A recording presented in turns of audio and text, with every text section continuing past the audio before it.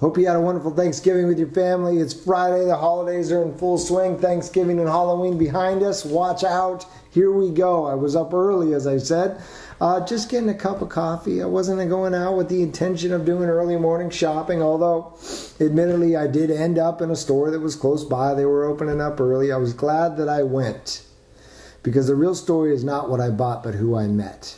And what I want to share with you this morning is the story of a young man, now all of 21 years of age, going to school here locally in Santa Barbara at the college, came here when he was 10 from the country of Nepal, left his mother and father, whom he has not seen in the past 11 years. He lives here now with his grandmother and grandfather, and the only reason that they're here was they won one of the 10 visas that's given away every year in a lottery over in Nepal. So apparently, literally millions of people apply for this lottery, but only 10 visas are granted. And they tie the paperwork up so long for everybody else that makes it almost impossible for people to come here. But apparently this year, his parents are going to be able to have finished up with their paperwork, 11 years worth, and get here to the States. He literally has not seen them. He hasn't been back to the country.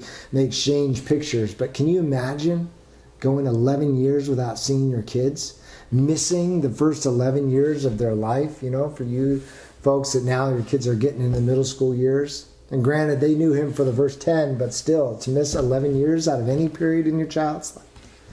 So, for me, it was an incredible story of inspiration on the one hand, of courage on the other, that I wanted to share with you. And again, the reason for that is it's really easy to lose track, especially during the holidays times, of immediate family and kids in particular, with all the hustle and bustle of what's going on. So, sharing stories like this with your kids, even if you choose to share that story with them, I think what it does for kids, especially around the middle school years, is it starts to build that idea of courage and compassion and inspiration, if you will.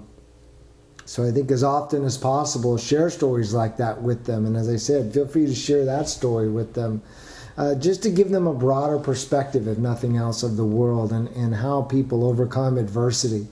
And it tends to make then sometimes our everyday challenges just that much easier to overcome. So it's perfect for kids at this point in their lives because they are starting to struggle with things on a day-to-day basis.